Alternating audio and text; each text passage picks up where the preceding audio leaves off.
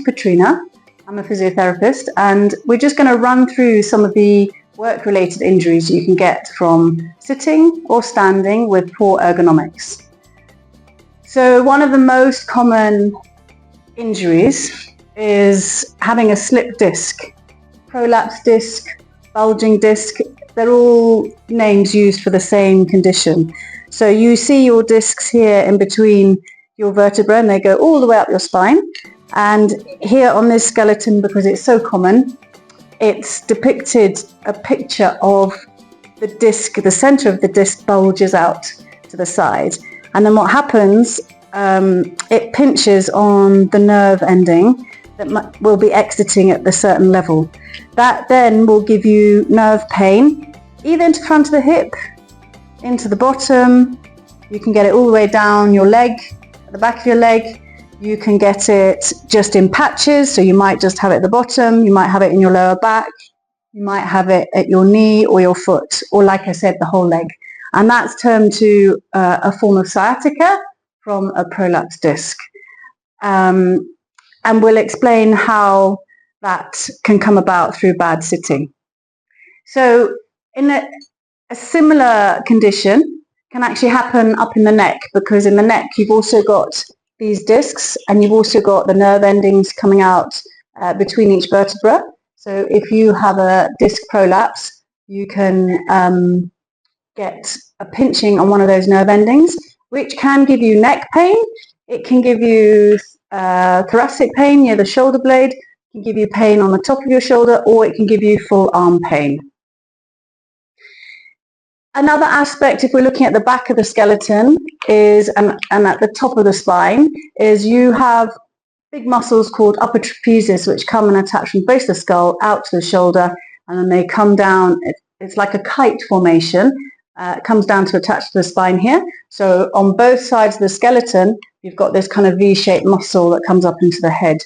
And it's very common when these muscles get tight through poor posture, they can actually then start to give you headaches. And the headaches can come up to the back of the skull, over the top, and it can even end up into your eye.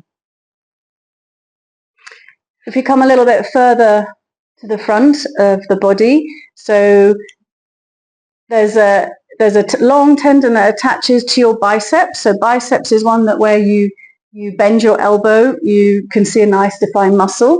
It has two attachments, and one of its attachments is called long-headed biceps, and it comes through here, and often it will just give you very specific pain here, again when that arm is not well supported at your desk. So that's long-headed biceps tendinitis. Coming down to your elbow, again, if you're reaching too far forward for your mouse, or it's too close to you, you can start to get a form of tennis elbow on the side here, where the tendons get irritated with how the arm is being positioned when, for example, you're using your keyboard. If you go further down the arm, those nerves, actually if I turn the palm up, those nerves, especially your median nerve, comes through a little tunnel and feeds into your fingers. Now, if that tunnel is compromised in any way by having your wrist too cocked up, or the other where it's not supported, you can actually compress these nerves and you start to get carpal tunnel syndrome. So when we're looking at the waist and below, obviously we mentioned that a prolapse disc in your lumbar spine can give you any pain down your leg, okay? Or actually any disc, even in the thoracic spine, can give you hip pain or front leg pain.